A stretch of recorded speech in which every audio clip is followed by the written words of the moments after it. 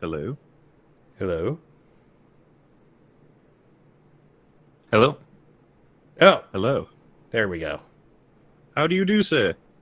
Hi there. How has your day been?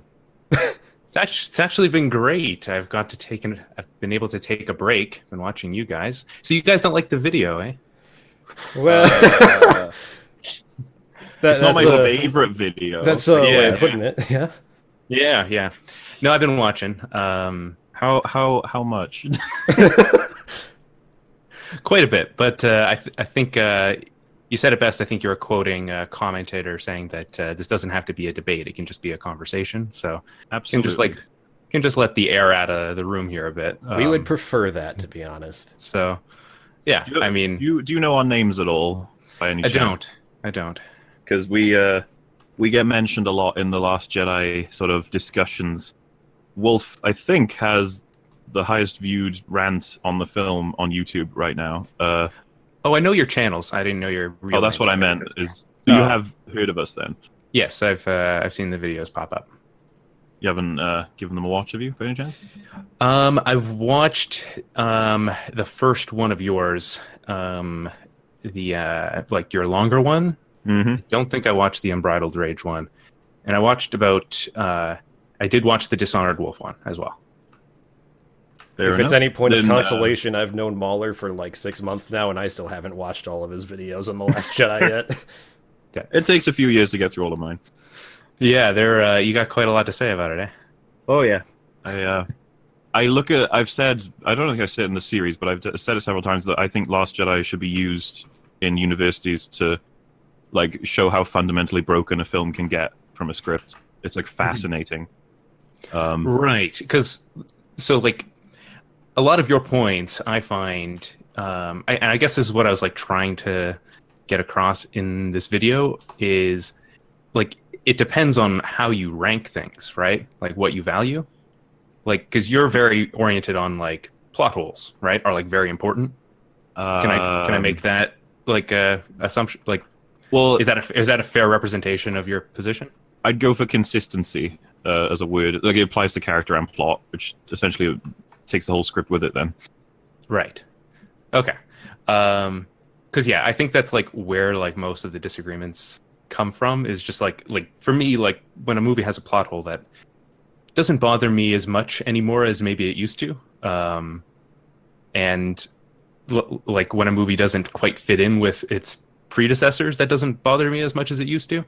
And I can totally like see those as being like derailing parts of this movie, but yeah. So what changed? What do you mean? Like, what made said you that, change your mind from going from being more concerned about plot holes to not being so concerned about them? Probably just doing this more. Just like watching more movies and writing more essays. Like the more you get into it, like I think the more you're concerned with. I don't know how to phrase this, I guess, but like I'm more interested in like what the like underlying what part of a movie is, like what's the author attempting to get across. Like 5 years from now, when all of the like surface level details of a movie become obscured, once they get blurry, right? Like what are the things that are still left over? And like I think there's a bunch of things in The Last Jedi that are pretty valuable and are gonna stick around. So that to me is like a sign of quality. So like the idea that failure can make for a great teacher, I absolutely love that idea because it's very true, very applicable. But I think the film does an awful job of putting it forward, which is where my grievance would come in. Is funnily enough, I would probably defend that quote you showed in your video where the person said it's about the execution. I probably would go a bit more detailed than that, but yes, there is. I don't particularly care what the message was. I would accept whatever was assessed by even Rian Johnson himself. He said, like, these are the things that I think my movie was trying to get across. That's what I was trying to do in my writing. I'd be like, oh, that's fine, but you know, you've got this here, this here, this here, this here. These are all errors. I said I'd happily have the conversation with him because I don't know how he'd be able to defend the film from a position of what I would probably, I don't want to be condescending, but reality. Like, there are rules that you have to stick to in order to have a story be coherent. You can't just jump and, I'm not even being metaphorical with that. Like, the film's editing is a problem, among other things. Like the basic assessment that the audience have an assumption about where certain things are, and then they are moved just so the story can continue, it's just cheap. That's like, you wouldn't teach that in a writing school because that would be a mistake, or it would be cheap writing, like I said. So the film has classic examples throughout all of the scenes, and we've been over so many of them, me and Wolf, with so many different people. And it usually comes down to whatever the message was in the film supersedes any of these errors. And so the question becomes, in that case, can anything be looked at as flawed? Could you just say this for everything? Well, it kind of depends on what your goal is in critiquing it, right? And like what your goal is to get out of a movie. Like, I totally understand, like, a lot of people going, most people go to movies and they'll rank it on, did I enjoy myself in the theater or not, right? And like, that's perfectly fine. Like, that's the normal way to consume media. But there's like a whole other group of people who are, like myself, who are just, going to read things again and again and again and like look into it. And we're just going to get a lot more value out of it having some more substance to it. Like, I felt like The Force Awakens doesn't have a lot of, like, it's not a very interesting movie to me because it just doesn't have a lot of substance. But like, to your point of like, can you make mistakes, right? If like I see how you're taking away from my video that like, if everything's interpretation, then like, can you make mistakes? And like, the answer is like, absolutely. But for certain audiences, right? Like, I have 3 videos on my channel that are just, talking about The Last Airbender, right? Mm-hmm. Which is a movie I absolutely loathe. But there's kids who go into that movie and get a lot out of it, right? It's like a lot of fun for them. So like, the mistakes that are made are just, they're not being absorbed by the audience at all. So it's like it's a different thing. These things are, it's super nuanced. So like, anytime if we were watching an Apollo launch and the ship itself exploded, and your child next to you said, "I love fireworks. This is amazing," would you tell them, "Yeah, it is pretty good, but there is a different interpretation in which many men have just died and the technology has been wasted. But I understand that you enjoy it, so it's not really objectively a bad thing that's just happened there." Right, but that's not fiction, right? What is the distinction that would matter in this case? Well, I think you're attempting to like equate like a fictional story to an event in reality, right? Well, you could have a movie where that exact event happens and the kid could have the same reaction. Right. But there could be a different context to it happening in the story, right? Because like, everything that's happening in a story is metaphorical, right? To an extent. Like, it's representative of something. Do you know what I mean here? Could you not make that argument for reality? I don't know. No, I don't think so. So you can't interpret events on the planet as something else? Spiritual, maybe? Right, but like, see, I get like what you're...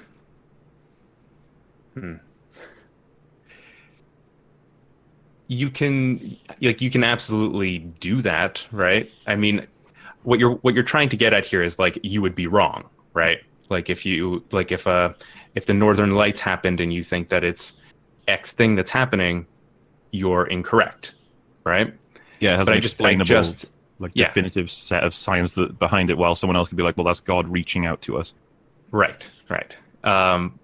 But I just think stories just operate at a different level. I don't know if I can fully articulate what that level is, but I just don't think it's kind of like a useful comparison to be like, well, what if it's happening in reality, right? Because it isn't. It's fiction. Well, as Wolf just said, you can just have the same scenario but in a film if that makes it easier to understand. Right. And like, so my background is like I come out of English literature, right? And if you were to write an essay for like analyzing a book, right, you do have to back up your position, right? Like if you're making a thematic analysis of any kind of text, like you have to come up with evidence, right? Like that's important in order to convince someone else that it's the truth, but it's still a true fact that it's true for you, right? Okay. I wouldn't deny that, but that's what we would separate as subjective versus objective. Until your claims have any kind of evidence, proof, or argumentation, that's all they are. They're just they're still subjective, though. They're still subjective. Like even if you put even if you can get together the most airtight argument that such and such a movie is about such and such a topic, it's still not objective. It's still subjective, right? Why? Because it depends on, well, first of all, because other people you can always levy a counter argument to these kinds of things in English literature, right? And like that little diagram that I had in this video about like the work, the universe, the artist, and the audience, like those things are always changing, right? So it's always changing in the moment what a text means. Like, there's a bunch of movies that have changed contexts just because of the Me Too movement, right? Like you don't watch The Usual Suspects in the same way today than you did 10 years ago. Because it's just impossible. Because of Kevin Spacey, yeah. Like, but that would be okay. So to give you context for that, like I'm a huge fan of Kevin Spacey's work. Same for a friend of mine who would have probably said he's his favorite actor, bar none. But after all this has happened, it's sullied it a bit, and he can't like separate that from the actor. However, if that friend was to argue that The Usual Suspects isn't as good a quality movie now, thanks to knowing that Kevin Spacey has done what he's done, that would be a subjective argument for the quality of the film being reduced. It's not objective at all. It has nothing to do with the actual film whatsoever. It's just like cultural impacts or meta-narratives. There's plenty of things going on. I don't deny that, but the film is the film. So if I say, for example, point out how Phasma disappears and reappears during The Last Jedi, you don't come back to me with, well, I don't think that is an editing mistake. I see it as a stylistic choice. It's like that's invalid. I mean, you can think it, but it doesn't make it true. Okay, but that's a little different. Like a description of the plot is a little bit of a different thing than like an analysis of quality or theme. Right? Well, an analysis of a theme would you did it in your video. You had a couple of examples. You pointed to Finn and Rose getting caught in the base as a failure. You used the word failure, and it's interesting to think about because what do you think is deep about it? The fact that they failed to complete their mission, or what is in any way a lesson, or is interesting, or what is thematic about that? Actually, I think you might have misinterpreted what I was saying at that point in the video, because I was just kind of like listing things that happen in the movie, right? I wasn't like making an argument that like the movie's deep because these things happen. So what was the point? Of like bringing that up? Like what? Sure. What do you mean? Just that it happened, right? Like I just okay. Let's just. I'm trying to like think of something that we could both grab onto. So, did you hear what I said in response? That like they get caught for no other reason than a random droid spots them. Do you see that as good writing? Do you see it as bad writing? Do you see it as it's neutral? It's just that is writing. That's just there's nothing wrong with it. There's nothing right with it. That's something that happened. The writers decided that is something that would happen. Yeah, there's better, more character motivated ways for that scene to have happened. So sure. My assessment is that it's cheap because the writers would have been on the script and they'd be like, right, we need them to get caught. How are we going to do it? Droid sees them. Sweet. Moving on. While, yeah, perhaps you're agreeing with this. Like, you could have had a character reason for it. Like, one of them gets... I would try and make an argument, but there's so little character in The Last Jedi that I can't even think of what Rose could do that would be in line with her character that would cause them to fail their mission. Same for Finn, same for DJ, because we know bugger all about DJ. But you understand the point then. So if you can break down aspects of the film, as I did with the Phasma thing and that just now, once you've done it enough throughout each of the scenes, do you not reach a conclusion? You see patterns. Right, but if like it matters how much of a percentage. I'm trying to speak in your terms here, right? Like it matters how much of a percentage, like that scene affects your overall assessment of the movie, right?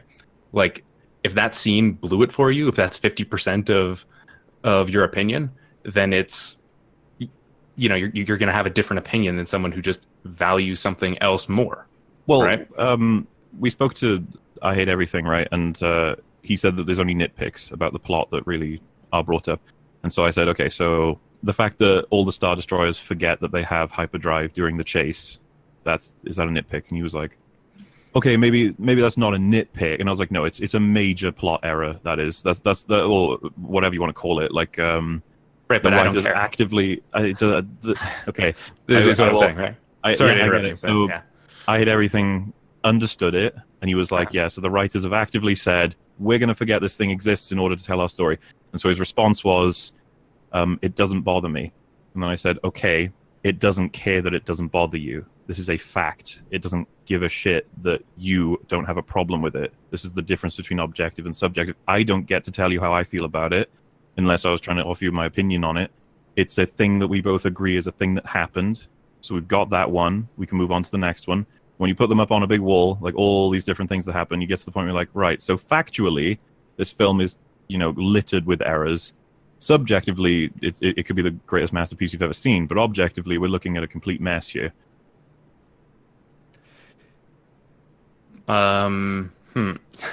Again, though, like it's just like that can be a problem of the film, but like for me, that is a total, like that has zero impact on my opinion. The fact that they have hyperdrive, right? I could say the same thing. Right. So then it doesn't factor into your equation then, right?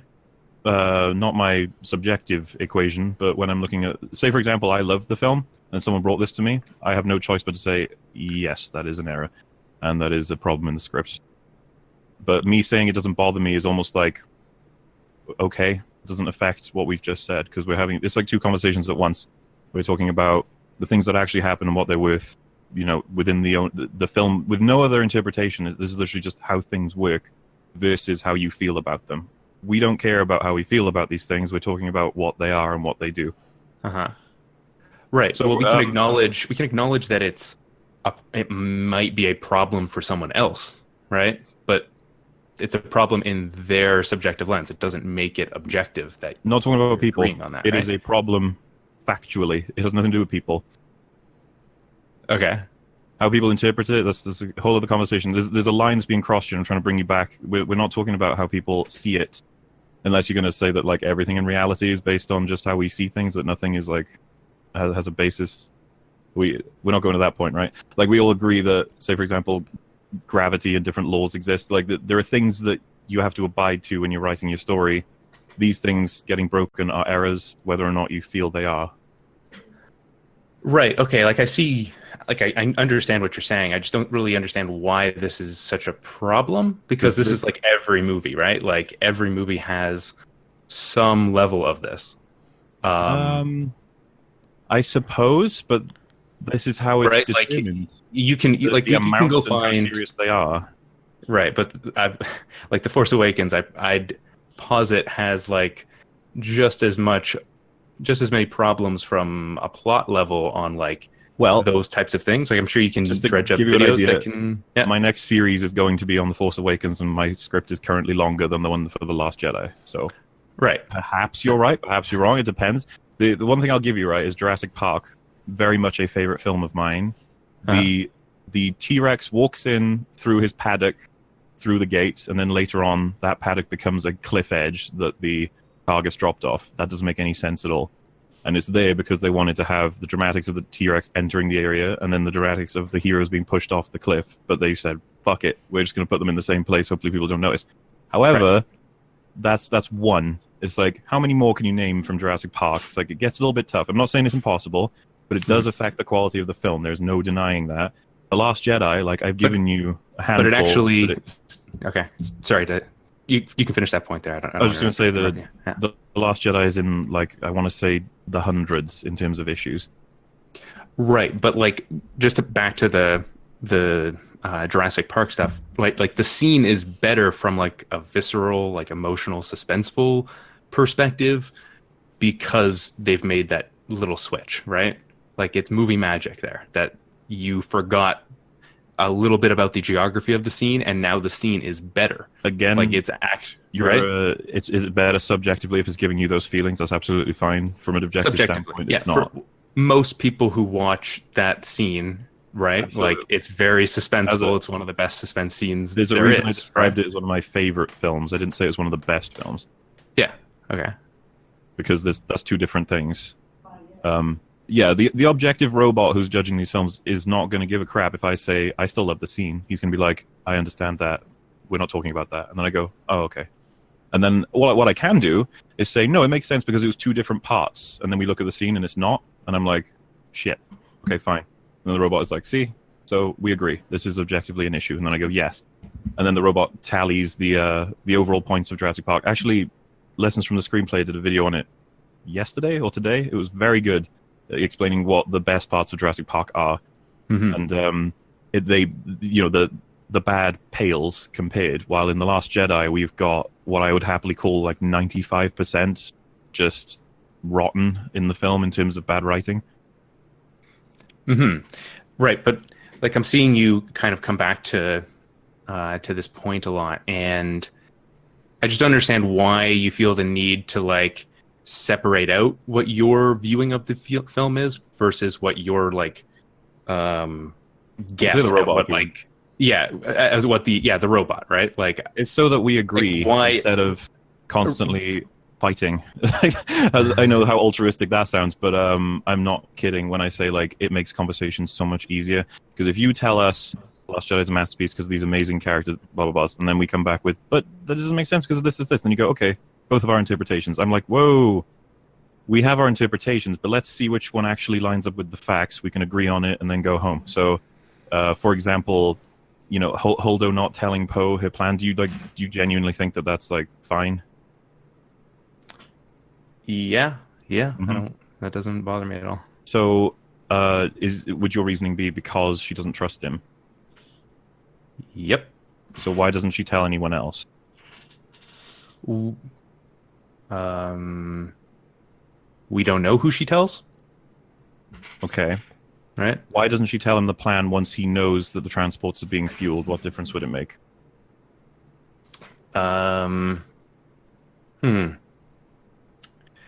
See, this is interesting because, like, I don't like. I'm not gonna have like. This is so. I'm not gonna have. Yeah. You off, right. We can put a pin in that. The process I was trying to do with you there is I'm being the robot for now. Because you don't know how I actually feel about those scenes. Maybe I feel it's not actually an issue. Maybe I could argue it for you. I do it in my own video to try and make people feel I'm on more of a level playing field. For example, she didn't tell him because she was testing his ability to take orders. But then my follow-up question to that would have been, so why didn't she do it when he held her at gunpoint and threatened the lives of the entire ship, which I don't have an argument for, because it is absolutely ridiculous that she doesn't do it at that point. That's the breaking point in which you're going to sacrifice the entirety of the resistance just to prove a point about Poe's recklessness. Are you kidding me? Right, maybe, I don't know. Like, see, this is interesting, right? Because for me, like, none of that stuff shows up in a first viewing. Okay. Like, maybe, or, you know, like, that's really how you're making a movie is, like, it's okay for those little details to not quite add up in retrospect to a degree, right? And most of the audience will overlook them like most of the time, right? That's why like it's most movies are like this, right? For the people rather than the robot, though. Right, but I don't really believe in your robot, right? is kind of what I'm saying, because like no one makes no robots make art, right? Art is made by people, and no one would. That's not what I'm saying at all. So there are films that can stand up to the robot. there are films that have scripts that the robot says this is actually excellent. Besides, the robot's analysis of Infinity War, for example, would probably be that it's like a 6 or a 5 out of 10. There are enough plot issues to harm it, but there's so much work for the characters that has been done and established and worked on throughout the series that it's undeniable quality. Mm-hmm. There are contradictions in The Last Jedi's work with the characters. That is something the robot can't abide, but plenty of people can, absolutely. And I'm not trying to devalue opinions, because plenty of people want to just... For example, Incredibles 2 came out, and loads of my fans were asking me what I thought of it. It's like, for one, I'm not seen it. I don't really plan to see it at all, because I don't necessarily care. But if I had seen it, I probably would have been like, I liked it, I guess. And they'll be happy to know that. They'll be like, yes, he liked it. And it doesn't mean anything, really. It's just my perspective. What they like about my channel is the robot part, where I rip everything down so you can actually see what things are actually making you feel stuff. Right, if and you that's have negatives. Right, and that's like a fun thing to do as like a form of criticism, I guess. But like again, it's just I feel like the kinds of movie, like the kind of perspective you're advocating for, would just make for really boring art. Right? Well, I have a Like, question about that. So I've been watching your videos for a while. I started around like the second Hobbit video, I think. And yeah. So what I really liked about your Hobbit videos, and with your, like you mentioned before, your Last Airbender videos, is because you were doing what essentially me and Mauler do all the time with movies, is we are the robot, essentially, and we pick apart what's wrong with the movie on an objective structural level. And I know that you have done that, and that's some of my favorite content that I've seen on your channel. So it's kind of strange to me why you just are kind of flipping the script and going from that to just kind of ignoring some of the similar problems that The Last Jedi shares that you don't really seem to bring up with The Last Jedi. The Hobbit shares with that movie, that is. Sure, yeah. I mean, it's a valid question. I mean, personally, I think it's about evolving as a critic. It's not to say one. There's different ways of looking at things, and it might not be an automatically a greater evolution. But for me, it's just more rewarding to look at a film through the subjective lens, and you're reflecting on what your emotions are in a film, as opposed to it's fun to make those kind of videos, the Hobbit videos, right? And it's cathartic to watch them, especially if you didn't like a movie. But I also kind of feel like, to a point, it's a little bit unhealthy, and I think like YouTube is kind of filled up with a lot of that kind of content. This is why I think like CinemaSins is kind of a bit awful. It adds, but it's coming from that. Me and Wolf do not fucking think that he makes good videos. Like, I wouldn't care if he's listening to this right now. He blends jokes, comments, just in general, that have no relevance aside from being comments, with genuine criticisms, and he puts them all into a sin counter. It's the most confusing analysis I've ever seen. At least with us, we'll be consistent. We'll be like, okay, this is a serious point that actually has repercussions, and this is something kind of funny that we thought about. If you think about this, separate it out a bit. But he's just like, there's no lap dance in this scene. Ding! You're like, he'll be like, the logo was 25 seconds. Like, who gives a shit about the fucking logo? No one. Yeah, exactly. But also that entire perspective of just his channel started as let's find all the plot holes, right? And even that alone, I just think is not, it's not very interesting criticism. It's just, they're just plot holes, right? Like, there's more interesting things going on in a piece of art than whether it perfectly lines up with reality. Sure. I think that almost a similar motivation behind what I do as you seem to for what you do.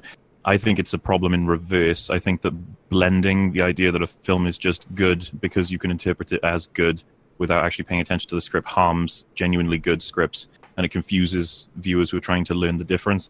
So you have something like The Last Jedi being put on the same pedestal as anything that was, why not? Because they're both new. Infinity War has so much work put into conclusions for characters and payoffs, while The Last Jedi is just like noodling around, being like, this is happening, this is happening.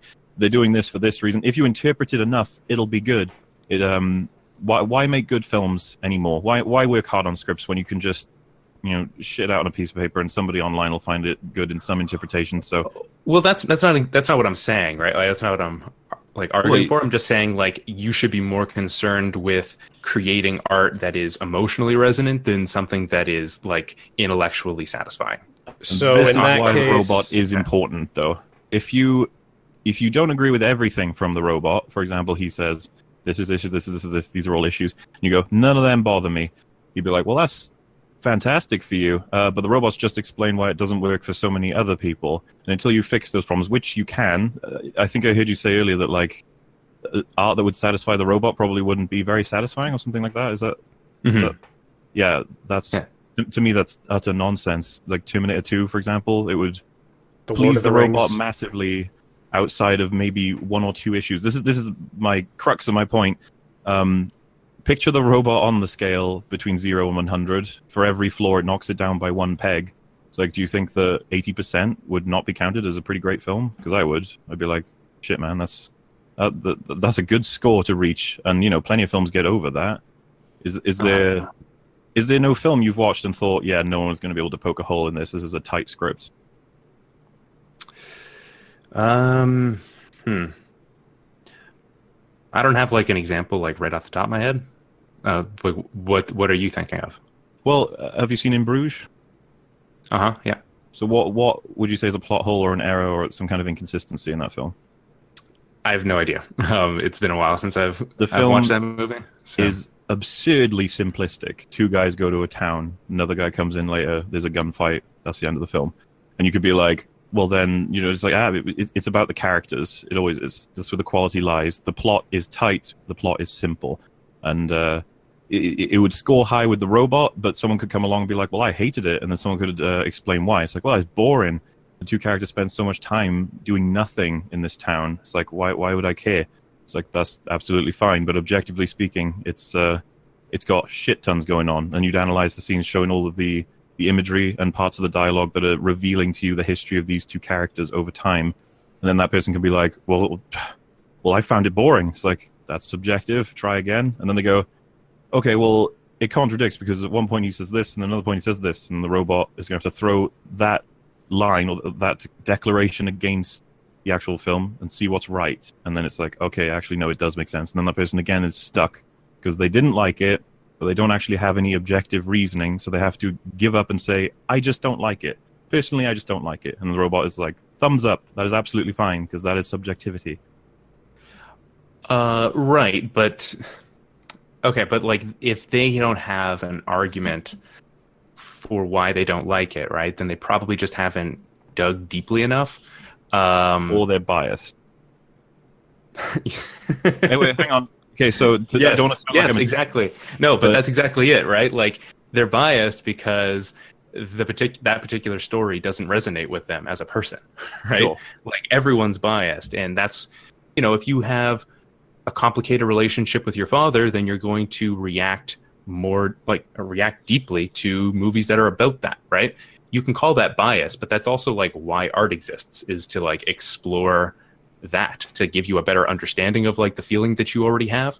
And like, I don't know, I think we're just gonna have to like agree to disagree here, because I just don't find any value in discounting that. Like that is like so much more important to me than... We haven't discounted it, we just described it as subjective. Well, I have something to go off of that father example you just used. So let's say that you had a girlfriend that cheated on you with your best friend. Could you not, by that same account, say that The Room resonated with you for having pretty much the exact same theme, even though that movie is objectively horrible? Right, exactly. But I wouldn't describe it like... I don't like using... Like, the word objectively is just... It's very... It's tough to use that word in regards to art, right? Because yes, there's always that one person who's like, actually, I like it because of such and such a reason. This happened in my life, right? And then it's not objective, right? It's not objective if one person disagrees with it. Okay, let's stop there. So I don't agree that the star that we orbit around is called the sun. therefore it's not objective.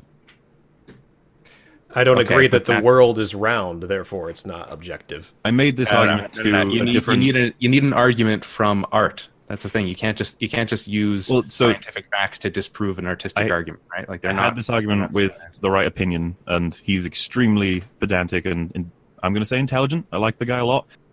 His response to that was science uses objective definitions, and I said back to him, "You have definitions in art for many of filmmaking processes. Right, just but they're because- always shifting. Name one that shifted." There's plenty of like. And I already have an answer for that. Even if whether or not you can come up with an answer, But I I can just, respond like- by saying that Pluto was a planet. Now it's not. Then it is. Science changes definitions as well. Okay, that's this is really funny, but I mean, like, you know, there's certain cinematography and like the emotions that you get out of it shifts over time, right? We're not Like- talking about emotions, though. Composition Are can we? be objectively assessed.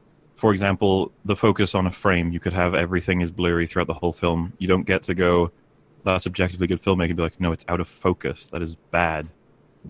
Okay, right, but like a certain technique that you could use could shift over time, right? Like people could have different emotional reactions to how, like a hard zoom in, right? If that's used, like if it's overused, then the context shifts, right? So like the technique that you're using suddenly has new meaning, right? But And these things are You have an objective argument leading to feelings. You'd be like, overuse results in negative emotional reactions. It's like, you can actually prove why. Be like, repetitive strain. It's just like, there you go. okay, You right? can- But like it does change over time, right? Feeling emotional arguments, it's like, I don't disagree with you, but this has nothing to do with objectivity. Like, yes, these people do interpret things differently over time. Right. Okay. Well, Well, I think we're getting like a little too like esoteric here, where it's like, you know, I'm not gonna, I really just can't share your opinions about how to describe something as objective in art, right? Well, and that's I got a you know. example for you.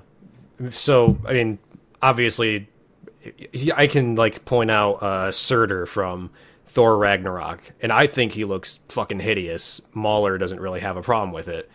So that's like obviously subjective. I can't exactly measure what makes it look bad, aside from comparing it to things that I think look better. But if we're talking about just writing, if I say Yoda using lightning as a Force ghost makes no sense and breaks a lot of fundamental rules in the Star Wars universe, and I say, well, if he could use lightning in the past, then why didn't he just go to Endor, use lightning on the big shield generator, and then just lower the shields for the rebels ahead of time? Do you think that's an objective problem or a subjective problem? I still think that's a subjective problem, because you could come up with reasons for why he's using lightning now and he's not using it then. You don't need the film to answer every single question, right? Like, You don't feel it's the script's almost responsibility to account for these things? No, it's magic, right? Like the Force is magic, and now it's magic. But it well, has rules.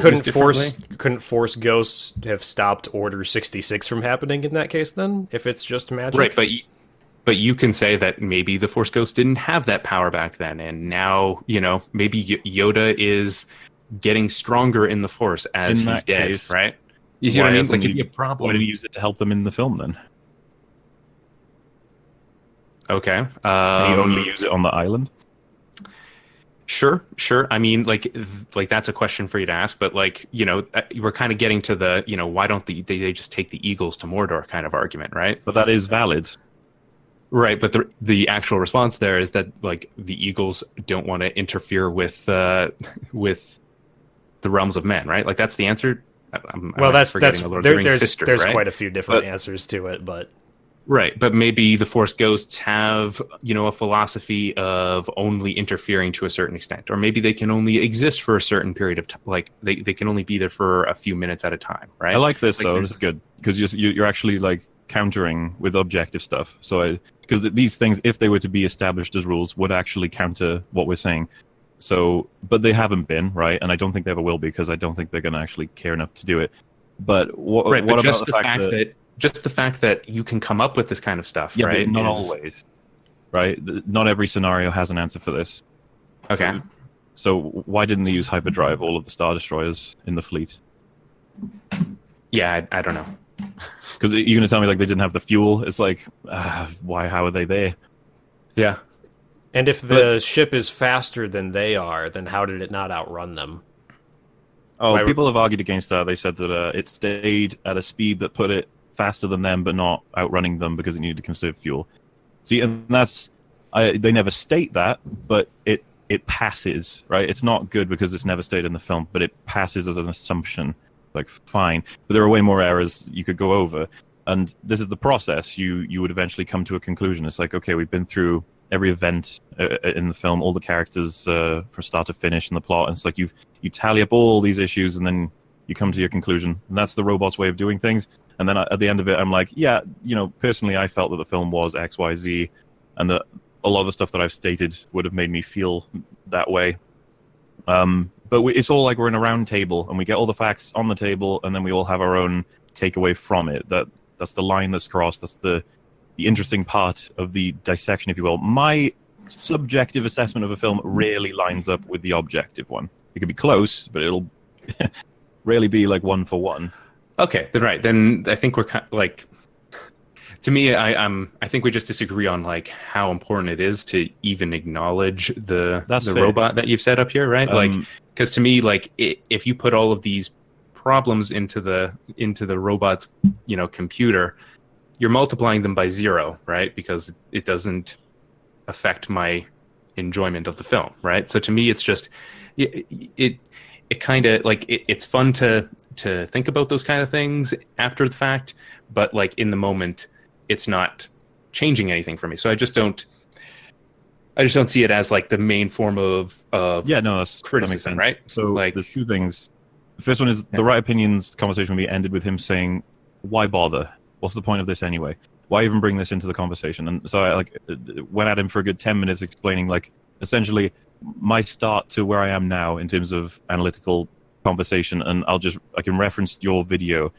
People are going to discuss your video as they should, and they'll assume that it's like these are valid reasons for why I felt the way I did. It's like, for example, Holdo not telling Poe the plan. In your first video, you said that she didn't trust him. That you played a clip. You're like, see, that makes sense.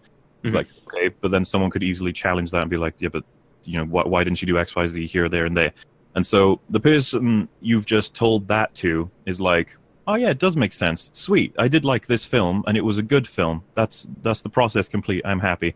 But if you had accounted for all the counter arguments, which again, you're not the only person who's done this. I Hate Everything has admitted to me and Wolf that he's like, yeah, I regret making my video because he didn't account for shit tons of things that happened in that film, and he got a backlash for it. It's like it comes across as you actively ignoring these things.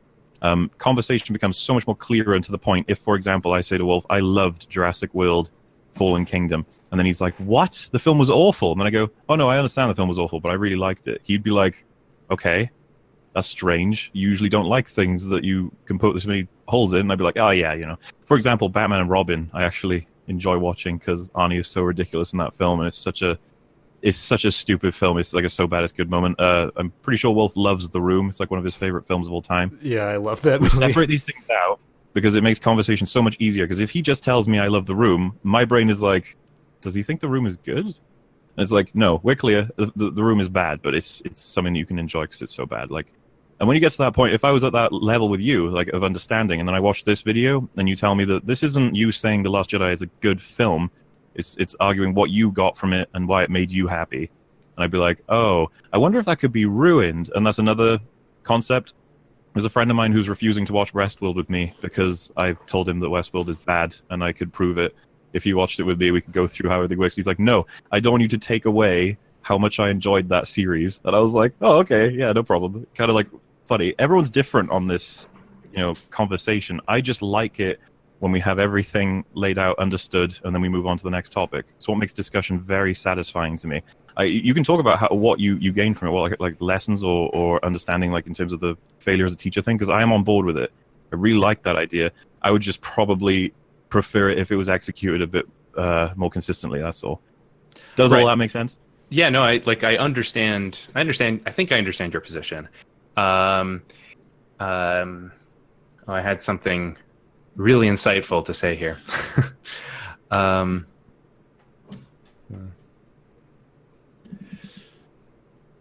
That I've kind of forgotten. Sorry for the for the dead air. Yeah. What did I want to say?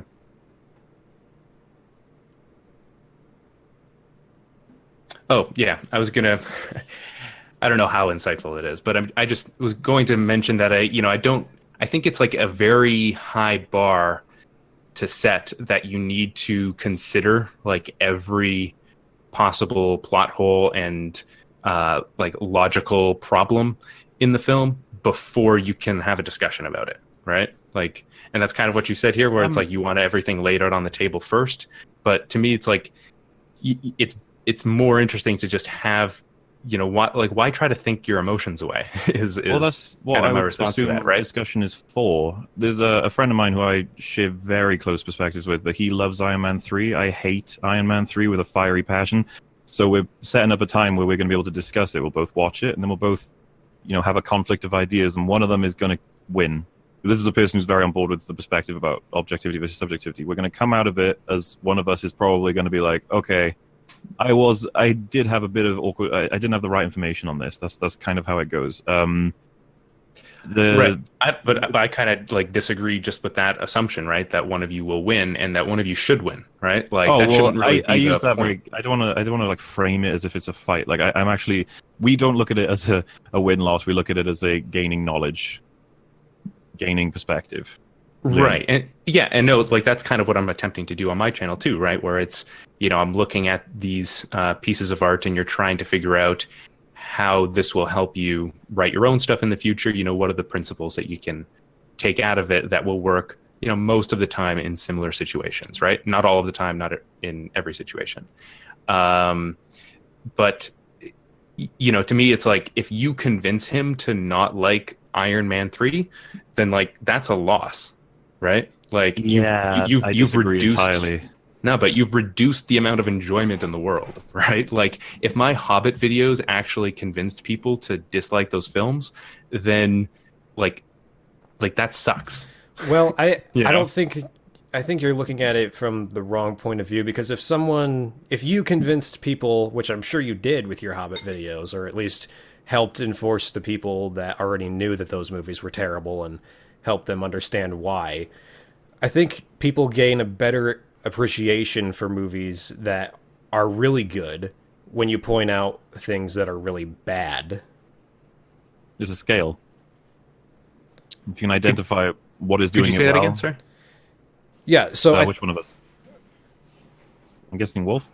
Yeah, Wolf, sorry. Oh, yeah. Yeah. When you point out like the bad things in something that you perceive to be good, and someone's like, oh yeah, that is kind of bad, I think that really kind of strengthens the enjoyment for the really good things. Like, I personally hold the Lord of the Rings movies to be the best movies I've ever seen in my life. And movies like The Last Jedi just kind of enforce why I love those movies so much. Because The Last Jedi has so many problems that just aren't even present in the Lord of the Rings films. And so when I see a bad movie, and I know and I understand why it's bad, I think that helps make the good even better. And I respect the idea. I can get on board with that. It sounds like you'd be on board with the idea that we take all of the objectively good films and describe them easily to get people enjoying them for what they're worth, and then take all the objectively bad films and kind of skew them a little bit to make people enjoy them regardless of their negative qualities, let's say. My concern would be, I have no idea if The Last Jedi is going to be good. I go see it, then we talk about it through our scale, and then we conclude, not a good film. How everyone felt about it is, that's up to you. You take away from it what you will. Someone really loved it and then watches my videos and goes, man, I can't enjoy it like I used to. I just be like, well, that truth hurts. I don't know. Like, what else can you say? It's just like, yeah, you'll find something you love eventually. I made a video on Infinity War, and people commented saying that, previously they thought it was okay, but after seeing this, they were like, wow, it's actually blah, blah, blah. And you could argue against my assessment. I would absolutely welcome it, but I was trying to be as objective as possible in explaining how the characters move from X to Y to Z and why that film is of quality, and then people can draw from the assessment emotions. That would be a wonderful experience, but it happens both ways, because ultimately we're slaves to the scale, objectivity, truth, facts, blah, blah, blah. It's like, you can't do anything about it. They're going to be bad films, there's going to be good films. We take them as they come, right? Right. Just something you were saying earlier there, though, about I think you were saying about like describing good films as good, and then describing bad films and like looking for the good. Was that what you were saying? Well, I was a little bit more cynical about it. I was trying to say right. that you essentially misrepresent the bad film to make good things come out of it. Right, because I don't think that's what I'm attempting. That like I don't believe in that, right? Because I'm not lying about my opinion about something. I don't think that you feel you're lying at all. Okay. Well, okay, so I'm not trying to offend you, right? So if I say that Iron Man 1 is about the problems of communism, right, and that's my interpretation, I put that out in my video, you'd be like, okay, I see why you think that's the truth, but that's not what the film's about. And then I'd be like, what, you think I'm lying? And you're like, no, I think that you have bad information, and it's by no fault of your own. Like, I'm not saying that you've deliberately ignored things or you're lying about all these negatives. It's like, no, we can have the discussion first to figure out what's going on. Because me and Wolf's conversation with I Hate Everything ended with I Hate Everything asking us, why do I like the film if it's bad? And it's like, well, now you need to have introspection, figure out what your bias is. We all, as you said, we all have them. What is my bias towards Batman and Robin that makes me enjoy it? It's like, well, I kind of love Arnold Schwarzenegger. That's probably it. Like that explains it for me. I don't need someone to explain why the plot and the characters are incredible, because I already know that you're gonna have a really rough time figuring that out. Like, it's a horrendous film. Right. I think you're kind of quoting my video back, right? Because like one of the things I was trying to get across in that video is like you should try to figure out what the context is in which you're watching something, right? Sure, like, but there's only two from what I can tell, which would be no, and then impersonal. I think there's like there can be infinite context in which you're watching something, right? Like it's a different context for like someone who's just a fan of the prequels is going to have has a different context in which they're watching this movie, or someone who's just a fan of or not a fan of Star Wars, right? Like all of those things are the different. Categories in which these contexts fall into. There would be two. And okay, so what I'm saying is, out of those thousands, objective was your two? Pretty much. Okay, then I think they all fall into one. Which would be subjective. Yes, yeah. So what is the robot's perspective?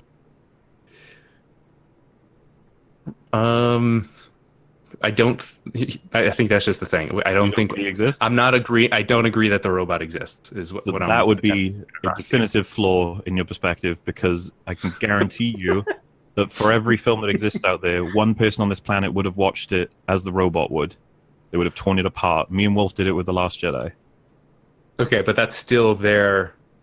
Like, it's because those, like, you've determined what the robot's values are, right? Like, that's the we thing. Can't disagree on what the robot's values are, because objectivity is unable to be debated. But okay, but it's only objectivity in terms of, does this make sense? Right? Like that's the question that you have the robot answering. Is that a problem? Well, yes, because that's not the question that I'm attempting to answer, right? Like you're trying to answer, is this movie good? And your robot is not asking that question. It's asking, does this make sense? Right? Well, I guess I wouldn't want to stop at good or bad. I would want to add quality on the end, or script or filmmaking, something, instead of just an arbitrarily good or bad. When we say good or bad, we're probably talking about quality. Right. Quality is definable through the quality of the actions that are being completed, right? Like, why would these things be taught if they couldn't be improved, meaning that they can be bad and good? They can be bad and good in most contexts, right? Like that's what you're trying to learn when you're trying to learn storytelling, is like, how does like there's such a thing as like conventional storytelling, but there's also such a thing as like not conventional, like unconventional storytelling, and it plays by completely different rules, right? Well, Quentin Tarantino is an unconventional storyteller, but his scripts are still provably quality. He's still pretty conventional though, right? Like, sure, like he has non-linear stories, but they're still, pretty conventional. What would you say is an unconventional story? Like experimental type movies, right? I don't have an example like right off the top of my head for you here, but like, or like in literature, I'm actually planning on doing a video on the anti-novel, right? These are novels that are attempting to tell stories that like don't have plots, right? Like that's unconventional, and your robot would say like this is a bad novel, right? Not necessarily. Maybe, but okay. This is why I need an example, because then I'd be able to understand where you're coming from better. Because, right. Say for example, my robot wouldn't say a book is bad because it doesn't have visuals or something. It depends on what you're trying to achieve here. Like, if the project is a film telling a story, then yeah, there's going to be certain expectations. But like, I don't know, Enter the Void is an unconventional film by your standards, surely? I haven't seen that movie. It's essentially a film that's like looking at what it's like to die, and it's very what you could call artsy. Trying to think of like anything. Mother? Yeah. Mother, yeah. Or Eraserhead. Sure. But these films absolutely can be qualified objectively. Yeah, okay. We keep running into this roadblock here, right? Because like I don't think there's a way around it here, because like what you're terming objectively, like I'm just seeing as another form of subjectivity. So there's I think we should try to like stop trying to convince each other of that point, right? Because it's like completely beyond like the movie, I guess, that we came on here to discuss, or like your problems with the video that I had, or if we can't reach that conclusion, then any argument we provide you can be shaken off with, that's your perspective, I have mine. And that ends discussions. Right. There's no more to it. Nobody learns anything. Well, no, it doesn't, right? Because I can articulate my perspective and you can articulate yours, and then we can take away what the valuable things are from that, right? Like we can hopefully like enrich the other person's viewing of it to a degree, but we don't have to. Like I think you have a desire to like come to a conclusion of the conversation, right? And there is no conclusion. Like art is just endlessly talked about. We're still talking about the Iliad, right? Like it's like that's how this works. I mean, right? For example, Captain America: Civil War. I've probably discussed that film more than any other film, thanks to the fact that it gets criticized for quality a lot, while I'll defend it readily. Every conversation that ends with it, in terms of like, oh, I didn't say, for example, someone just says like, there is no problem with Jurassic Park as a film, and then I bring up the fence thing to you. They have now got a benefit of knowledge. They don't get to say back, nah, that's not a thing. It'd be like, okay. It'd be like, it doesn't bother me. That's a true fact. I'm not going to deny them that. Yeah. They don't get to ignore it. Sure. And I'm not ignoring the complaints conclusion that you information's introduced, accepted, concluded. Now move on. It doesn't have to end the conversation about Jurassic Park or that scene, but that is a conclusion. Information is passed on, because this is the thing. I have information on The Last Jedi, so does Wolf, so does you. We all throw it up into the air, and then which parts fall out? Because, for example, Holdo, does it make sense that she did what she did? It's like, well, compare all of our evidence against each other's. Someone's is not going to work because we contradict. Mm-hmm. That's fascinating, because it's like, you got new information. Now your perspective changed. Perhaps I did change your perspective by bringing up the mutiny part of it. I don't know. But it doesn't, like, whether or not it did change your mind, it is the truth.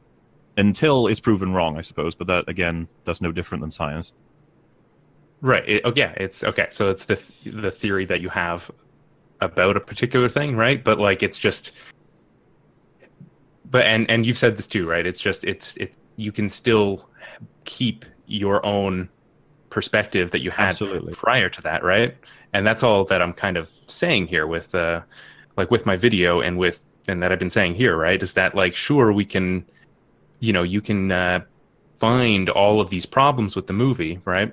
But for someone out there, or for me, right? Like, I had an emotional reaction to that movie, and right, like you're just not going to change that by telling me. I wouldn't want to take it away from you. That's only going to happen if it happens, right? Like, I don't. That's not my intention to take that away from you. To give you kind of a funny example, like me and Wolf had this debate with a guy before. I forget his name, but he was arguing to the death that the themes of The Last Jedi elevated above standard criticism, and I think what he was trying to say is the whole, I emotionally got this from it, so you can't tell me it's a bad film. Probably what he was going for. So I came back with, okay, what's a bad film, like objectively? Because he did believe in that sort of state, and he was like, oh, well, Suicide Squad, this is a good example. And I was like, well, you can gain a perspective about teamwork, working with other people to overcome your own evils, to defeat something that's far more important, something like that. And I was like, you can derive a lot of meaning from that film. Anyone could. I'm sure people did. I believe Angry Joe loved that film. Like, he sang its praises. So I was like, these people do exist. And he was like, well, yeah, but that film's bad, though. And I was like, yeah, but you can still feel what you feel. It doesn't. And so he had to, like, basically understand the fact that he was just doing the same thing for The Last Jedi. And it's something that I wouldn't want to do. For example, someone says the Infinity Gauntlet in Infinity War doesn't really follow any kind of rule, and so it's really unclear what Thanos could even do, thus making the stakes very confusing. I don't immediately go, well, I love the film. I go, yeah, that's true. Right. And it's annoying, actually, to think about, but the character he has a reality so... stone. Yeah, there's loads of stuff. Right. With all the stones, we don't really know what the stones can even do. Yeah. There's also the part where Thor just creates a weapon that's a Thanos killer. It's like, that's useful. That's not good writing. You're not going to catch me, but I still think it's a great film, and I have all of these objective references. Yeah, it's weird that there's 6 of the gems, and one of them can control reality entirely, and 3 of them can just shoot lasers. Yes. That's a little unbalanced and weird. The only caveat I have is that I don't know how you write that script while also explaining all the rules of the Gauntlet. I suppose there's ways around it, but it was a tough job what they did. So I have some concessions about it, but it's still flaws. They are flaws. I'm not going to deny that they are flaws. Yeah, I mean, honestly, I think they just should have. They should have made the gems have 0 power unless they're all together at once. Right. I think I probably would have gone with they each have one ability and they can only be used one at a time, and they're very, very clear with what the ability is. Like, you can change. The reality one ruins shit, man. He should have just used the reality one on all of them in Titan. Like, what is it? But opening one portal at any one time. It's like, oh, that's pretty clear. I can understand that. I don't even know what the Soul Stone does. I don't think they really give a strong, purpose to it. I guess he just needs it to delete the people from the universe, because he can delete their souls. I guess. And that's the other thing, right? Once he gets all 6 of them, what can he do? He can destroy half the universe. Like, what else can he do? Like, right, well, but like what you're describing talk about that. Like, it breaks every scene that he's in, right? Like, every scene that Thanos is in after getting the Reality Stone is broken from your, like, robot perspective of, like, does this make sense? But you still like that movie, right? And that's, like, really just what we're kind of which is getting at here, right? I have my subjective part of it, but the objective qualities argument, it like I said, the film hits like a 5 or a 6 if you really take these things into consideration, because there's plenty to talk about for objective quality. Like I said, I don't know if you agree with this, but a lot of people value character well before plot. So if you can nail character, which the MCU is relatively consistent on, then you've at least done that. Like, plot screwing up is like the next thing. It's like the next important thing. Make sure you nail the plot. So if they fuck that up, yes, the score goes down quite significantly. But again, it's out of my hands. I don't get to tell you that it's exempt or blah blah blah blah. The robot is something we can all employ. Mm-hmm. So you can tell me just like I can tell you. I agree. It's just what do you take away from? Because I think we're kind of going around the same point here, and like honestly, I think you're terming this something that I'm not gonna I don't think it should be called that, but like I think we're kind of coming down to a semantic argument here. So the objective assessment versus the subjective assessment. Yes, yeah. I just I just think like what you're thinking of subjective or as objective is just isn't right. That's just where I'm at. But what do you the argument that I have in this video about interpretive communities, like how does that like affect your thoughts at all? I thought it was a bit redundant because it's just like, yes, everybody sees the film differently, everyone picks things differently or focuses on different things differently. That's why the objective robot guy is useful, because we don't get to fight him. We all have to share. The argument though is that you don't see it differently, right? Like you see it slightly differently, but like it's kind of interesting to me, like how similar most people like that most people fall into a few camps, right? If can you? Sorry, someone came into my room and asked me something. If you could just repeat quickly, I don't mean to make you repeat. Sorry. Yeah, no worries. But I just find it very fascinating, especially just like looking online, like what the conversation is around this movie, like the fact that people, you know, have fallen into a few camps of like these are the things we find as problems, or this is what I take away from the movie, right? Like that is more interesting to me than like anything that the movie is actually doing, right? Like I think you know, listening to you guys react to the video, I think you guys were kind of, you wanted me to kind of get on with the point, right, and get back to the Last Jedi, because I was like talking like I was setting I'm a bit more up cynical like, about it. I felt like I knew what your point was before I watched the video, which is just going to be that everybody has their interpretation. Right. Yeah, and I mean it is that. I mean it is like I'm kind of presenting it from like what someone in academia would present it as, right? So that you can actually like I was interested in kind of formalizing this for people so that they can have a discussion about it as opposed to like just endlessly arguing about it. And like to me, like providing that for a viewer is like more interesting to me than like proving the point about a movie. So like that's why all that stuff is there, right? Because I think that's like the actual like content of stuff. Or of my videos, right? Is like, sure, you can disagree with me on like what my final conclusions are about a movie, but like hopefully I've like passed something else on to you. But I don't know, just to get back to like the interpretive communities part of it, like you know, to me it's kind of like an awakening when you realize that like, oh, I'm in a like, you know, I didn't just like come to this conclusion. It's based on everything I've ever seen in my life and influencing how, like what I think is good. Like if I was to rank the things that I think are important in a film, right? Like my ranking of things is, it's made up by what I've heard from other people, right? It's like the concept of tropes, isn't it? We don't want to see certain tropes precisely because we've seen them in other films. So if someone was watching the first film ever and it had loads of tropes in it, they wouldn't know. Exactly. That's exactly right. I completely agree with you. I suppose all that is said in response is like the way I came to this point was, you know, I've been watching YouTube since it started, loads of film critics. And the part that always got me is when, you know, one explains, yeah, I like it. The other explains, yeah, I dislike it. That's absolutely fine with me. But then when the guy says, I liked it because of how incredibly well put together the conflict between Holdo and Poe is. And then I'm like, okay. And then I go to the next review and he says, I hated how badly put together the conflict between Holdo and Poe is. And so I'm like, so there's got to be a conversation there, right? Like they're basing their overall emotion on an actual scene with actual tangible things that happened. So one of them's got bad information because it can't be both. Like it couldn't have actually been a good conflict and a bad conflict at the same time. So I want to see them talk. And if their conclusion was, we have a different perspective on it, be like, oh, okay, fine, you know, whatever. But if the conclusion was, oh, right, yeah, okay, you're right, I didn't realize that actually was that. Okay. And then they both conclude, yeah, it was a bad conflict. But one of them says, but I enjoyed it still. Then there we go. We've learned, we've moved on, we've analyzed that scene. Let's go. And someone could come back in 10 years and say, both of you were wrong. You missed this detail. And then both of them go, oh, shit, the scene is actually very good. You know, this is all progress to me. And it just assists the overall meta, if you will, of actually being able to critically understand content. Sure, yeah.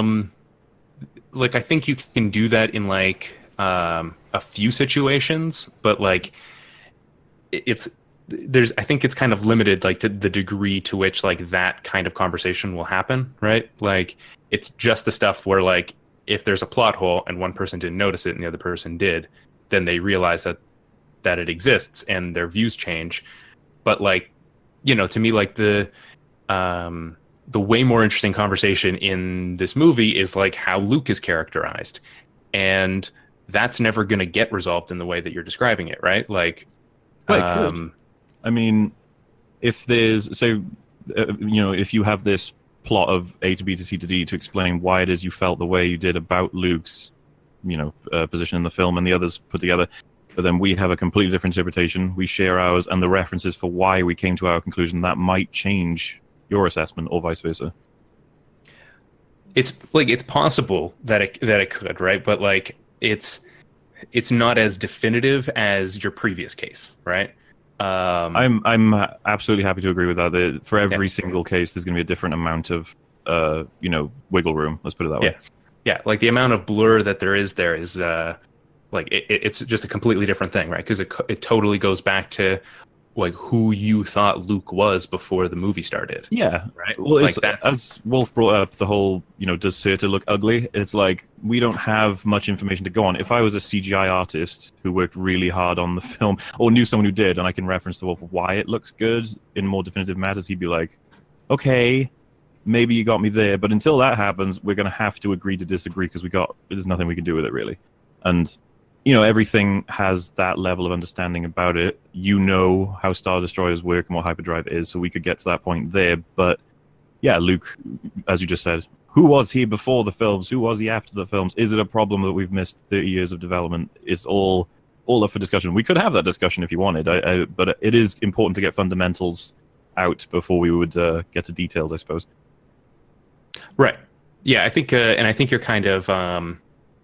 I think you're kind of prioritizing the conversation around the plot hole stuff, because, like, that's where your arguments are strongest, right?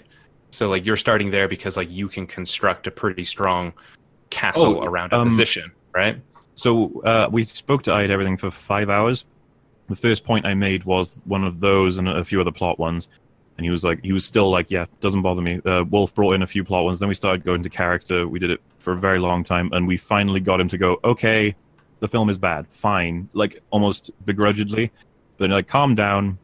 Talked about it a bit more. And he was like, Like, yeah, okay, yeah. What I'm trying to say is that, yeah, I'll start with the clean-cut stuff. I usually go with editing first, because it's, like, some of the most definitive stuff in The Last Jedi. Nobody can look at it and just go, yeah, that's not a problem at all. But then, yeah, we move out because it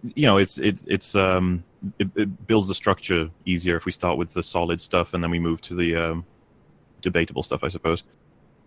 Just so we establish that we both understand what an error is, if you will. Right. So that's what I'm saying, though, is that, like, that is, like, representative of what your perspective is on how to analyze films. Mm-hmm. Whereas, like, for me, like, if I'm going to have a conversation or a debate, like, I'd prefer to talk about the Luke Skywalker stuff, right? Like, I'd prefer to how it made you feel, get into that. Yeah. And I'm more interested in that because it's more of a debate. Right. So, if you will, like, to get really meta, I would consider that the payoff of your video, as with mine and Wolf's. It's almost like the summary part of the video is usually the juiciest, because you'll be like, I've just presented all this stuff to you. Now I can tell you what it did. So the end of my Last Jedi critique, I think I go on a very large rant about the state of Star Wars, what it's done to me as a viewer, what it's done to many viewers, and, et cetera, et cetera. The Infinity War one ends with me making an extremely emotional argument about how incredible the characters are and what they've done, what they've achieved. Like, it's all very emotional. It's all very subjective. The point is that I put in the legwork first to get people there, right? So, like, I do value that as well. Absolutely. It's really important, but I want to earn it, if that makes sense, or if that's the wrong word. Mm-hmm. Sure. No, I understand I understand that. Because, you're kind of, you want to bring people into, along with your argument. I mean, yeah, it's just how you're organizing your thoughts on something. Yeah. So we're going pretty long here. Is there something else you'd like to say? Or Wolf, of course. I feel like he's been silent a lot. I feel bad. You guys were just on such a roll. I didn't really want to interrupt you. Fair enough. Oh yeah, well, yeah. My apologies for that. No. You didn't apologize for having a good conversation. Yeah. Okay, well, I'm gonna. This was a fun conversation. Good stuff. Yep. Yeah.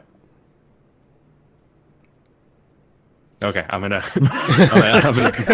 bounce. All right. All right, It was nice well, to meet you, and have a good day. Yeah, it was Yeah, cool take care, talking to guys. you.